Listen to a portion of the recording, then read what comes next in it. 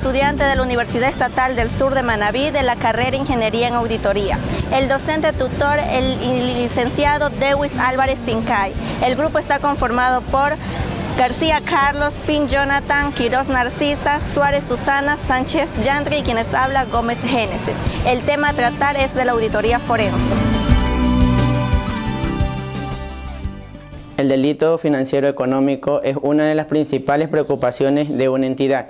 Los porcentajes de pérdida que las entidades tienen por esta causa deben ser combatidas. La actividad especializada en la detección del fraude es la auditoría forense. Además, la auditoría forense es una herramienta para la lucha contra el fraude y la corrupción. A través de los años se han realizado diferentes tipos de auditoría a empresas públicas y privadas. El auditor se lo conocía como la persona que oye en esa época, porque los registros contables eran aprobados después de la lectura pública leída en voz alta.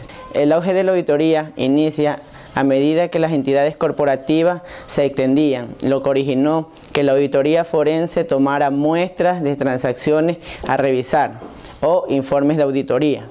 El control interno efectivo empezó a cobrar mayor importancia dentro de lo que es la auditoría forense, convirtiéndolo en una de las mejores técnicas para combatir el fraude. Y no fue hasta la década de los 60 cuando en Estados Unidos la detección del fraude hizo que el papel de la auditoría tomara un rol más importante.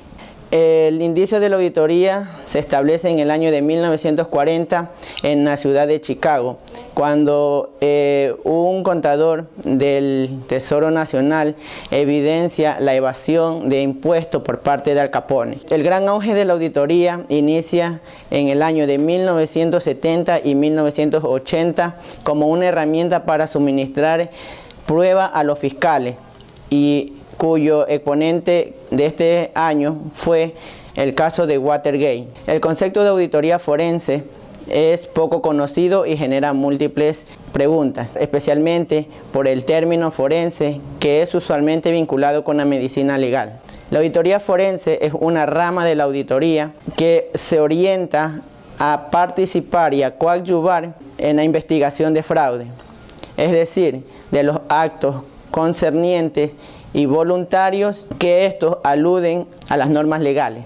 En la actualidad, la auditoría forense es reconocida internacionalmente como la mejor técnica efectiva para detectar el fraude e identificar los errores u omisiones. La auditoría forense es aplicable en el campo público y tiene como objetivo identificar y demostrar el fraude o el ilícito perpetrado, además de recopilar información mediante técnicas de investigación utilizadas por el profesional, en este caso el auditor forense. En el sector gubernamental, la auditoría forense sirve como soporte técnico a los órganos del Ministerio Público Fiscal y a la función judicial. Los ámbitos de aplicación de la auditoría forense se basan especialmente en lo que es la corrupción, debido a que esta es la base fundamental del deterioro de la riqueza del patrimonio público. Los efectos parciales de la corrupción se pueden desglosar en la mala asignación de recursos públicos o en la destrucción a la ética profesional de la persona a que ejerce algún cargo público o privado. El auditor forense es la persona responsable de realizar este tipo de trabajo.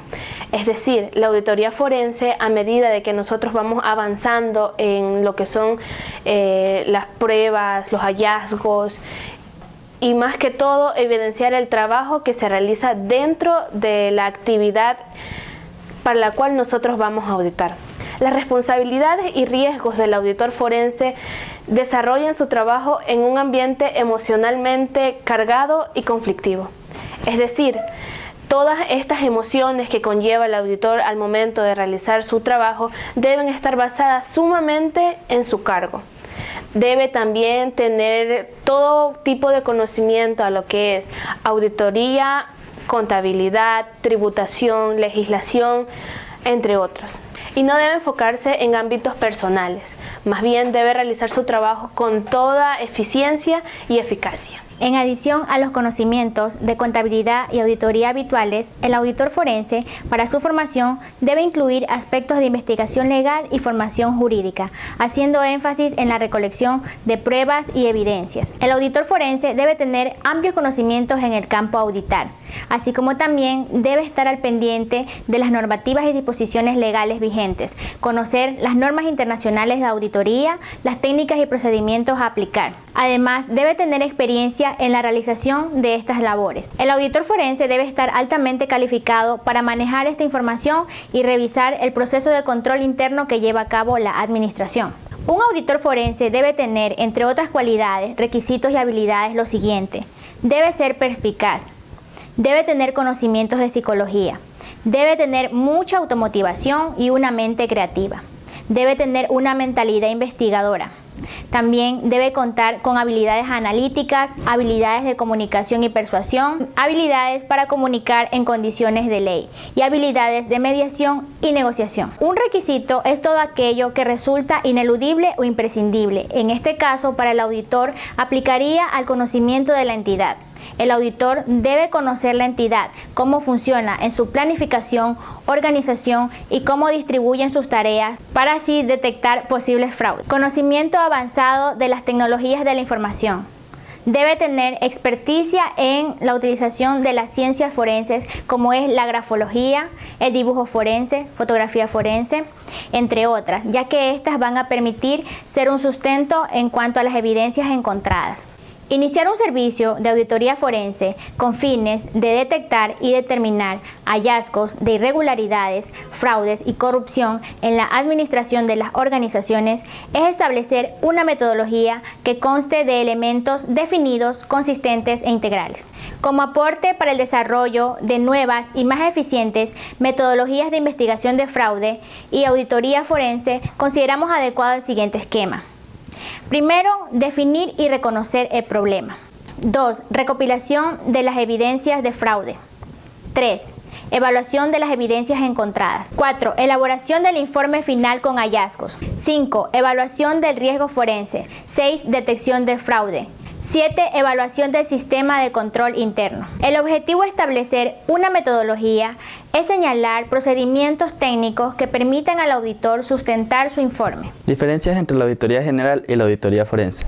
Mientras la auditoría general hace recomendaciones y sugerencias en base a las conclusiones, la auditoría forense va más allá de las pruebas y evidencias de auditoría en relación al acto ilícito, de tal modo que se investiga y evalúa el 100%, centrándose en el acto cometido y en la mala fe de las personas. En cambio, la auditoría general se dedica a desarrollar programas de auditoría y cuestionarios para la evaluación del control interno, y necesita de un enfoque con escepticismo profesional, a diferencia de la auditoría forense, que evita emitir juicios de valores y se ayuda con la experiencia de peritos expertos que trabajan con pruebas y evidencias delicadas. El proceso de la auditoría general no es adversativo y evita las sorpresas, mientras que la auditoría forense es adversa. El examen del fraude requiere de la evaluación y esfuerzo para determinar los responsables del hecho. También se utilizan técnicas de investigación científicas que, basadas en la documentación y en la revisión de datos públicos, se dan con el sospechoso. A diferencia de la auditoría general, que simplemente hace uso de la documentación como única prueba y evidencia de la auditoría. Los informes de la auditoría general son dirigidos especialmente a los administrativos, mientras que los informes de la auditoría forense van dirigidos a los jueces y se presentan ante una corte. Cabe recalcar que la auditoría general es preventiva, mientras que la auditoría forense no lo es. Fases de la auditoría. La auditoría forense consta de 4 fases, y entre las cuales está la planificación. En esta fase se debe tener en cuenta varios aspectos, entre los cuales están obtener un conocimiento profundo del caso a investigar, analizar todos los indicadores de fraude necesarios para la investigación, evaluar el control interno y determinar los indicios necesarios para la evaluación. La segunda fase nos habla acerca del trabajo de campo, en el cual el auditor busca y recopila las evidencias y pruebas necesarias para sustentar su informe. y para ello es necesario tener en cuenta los siguientes aspectos. Se debe ejecutar los procedimientos anteriormente definidos en la fase de planificación. El sentido de la oportunidad determinará el tiempo de duración de la investigación. Este no puede ser ni mucho ni poco, el que el auditor crea conveniente. También se deben realizar los papeles de trabajo y además de llevar el manejo adecuado de la cadena de custodia. La fase número 3 hace referencia al diagnóstico, en el cual se evalúa los resultados hasta ahora obtenidos y realizados en base a la documentación y a las pruebas y evidencias para determinar si éstas han sido suficientes o no con respecto a la investigación. También se corrobora lo anteriormente establecido en lo planificado y se establecen pautas para un informe pericial. La última fase es la fase de la comunicación de resultados, en la cual el auditor debe ser cauto, prudente, estratégico, oportuno, objetivo e independiente. El auditor forense debe limitarse a informar lo pertinente de la investigación y no puede emitir juicios de valores. Un error en la comunicación de los resultados puede arruinar toda la investigación. Técnicas y procedimientos de la auditoría forense. Consiste principalmente en la detección y sustracción de delitos financieros. Como pequeña introducción tenemos por qué es importante las técnicas y procedimientos en la auditoría forense. Es importante ya que le permite al auditor identificar actos y fraudes fuera de la ley. También nos dice que para esto el auditor debe analizar la información de forma exhaustiva. Segundo, debe poseer conocimientos, criminología y bases legales.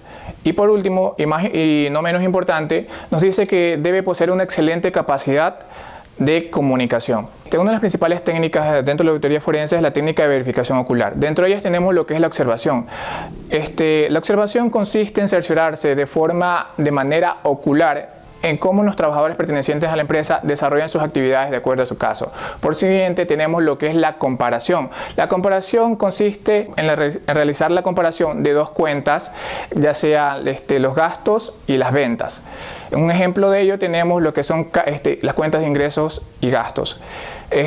Por consiguiente, tenemos lo que es la revisión selectiva, lo cual consiste en un pequeño examen selectivo para poder identificar si no existen errores en las cuentas. Por un ejemplo, en la revisión de cuentas en la cuenta banco y caja. Rastreo consiste en la realización de un pequeño examen que nos permita identificar de forma fácil y concreta y obtener información viable para la entidad. Técnicas de verificación. Tenemos lo que es la indagación. La indagación consiste en un examen de forma verbal, donde la metodología a seguir va a ser, se tomará mediante las conversaciones a diferentes empleados para lograr el fin buscado. Un ejemplo sería hablar con ciertos empleados y tratar sobre un activo fijo perdido. Técnicas de verificación escrita.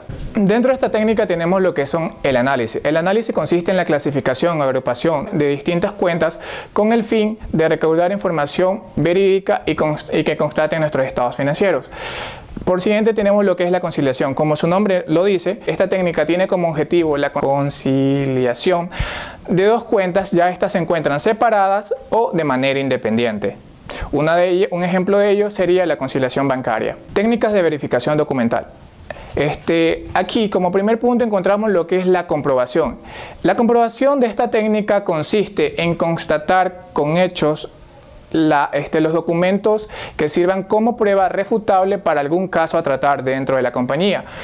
Declaración o certificación. En esta técnica es viable ya que le permite al auditor tomar testimonios acerca de información relevante para la empresa. Un ejemplo de ello sería cuando se realiza el arqueo de caja al encargado de caja chica.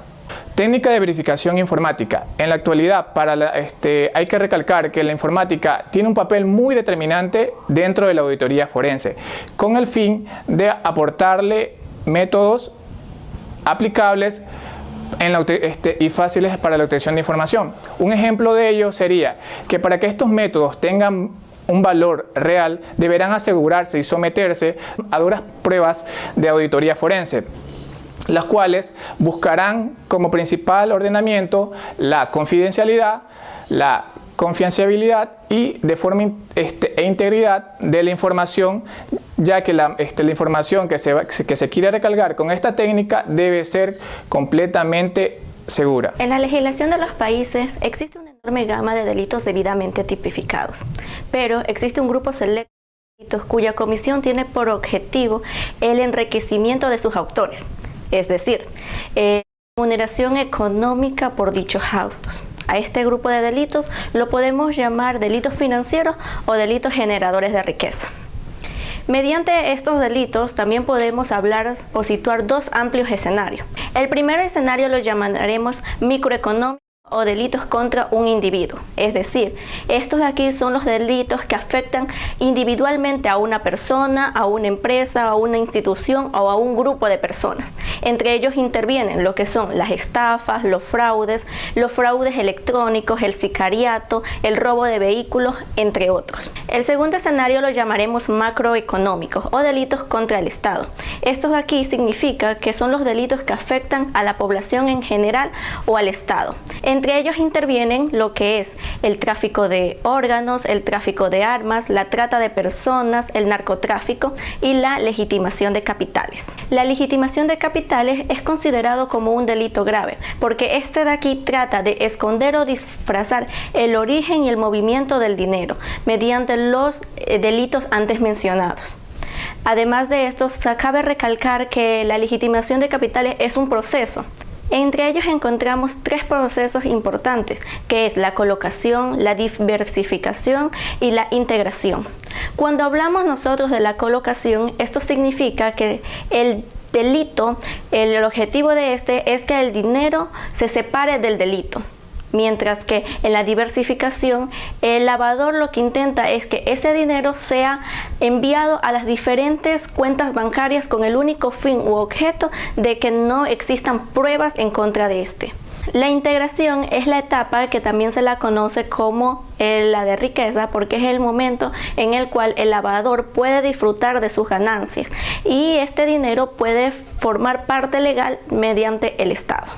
Además, vamos a hablar sobre lo que es el Código Orgánico Penal. En su sección tercera, este de aquí, habla sobre lo que son los delitos contra la eficiencia de los administradores públicos. El artículo 278, de que es el peculado, establece que las personas que actúen en beneficio propio o de terceros, es decir, que abusen, se apropien, distraigan o dispongan arbitrariamente de bienes inmuebles o muebles o dinero público y privado, estos de aquí podrán tener una sanción de 10 a 13 años. El artículo 279, que nos habla sobre lo que es el enriquecimiento ilícito, establece que las personas que actúen en beneficio propio, obteniendo para sí un incremento en su patrimonio, el cual no está debidamente justificado, podrán tener una sanción de 7 a 10 años. Mientras que el artículo 280, que es del cohecho, nos dice que las personas que acepten o reciban un dinero o incentivo económico, ya sea para hacer, omitir, agilitar cualquier trámite que tenga que ver con sus funciones, estos de aquí tendrán una sanción de 1 a 3 años. Cabe recalcar que este Código Orgánico Penal cuenta con más artículos en el cual se evidencian las sanciones que pueden efectuarse en caso de cometer algún acto ilícito. El video fue realizado con fines educativos. Muchas gracias por su atención.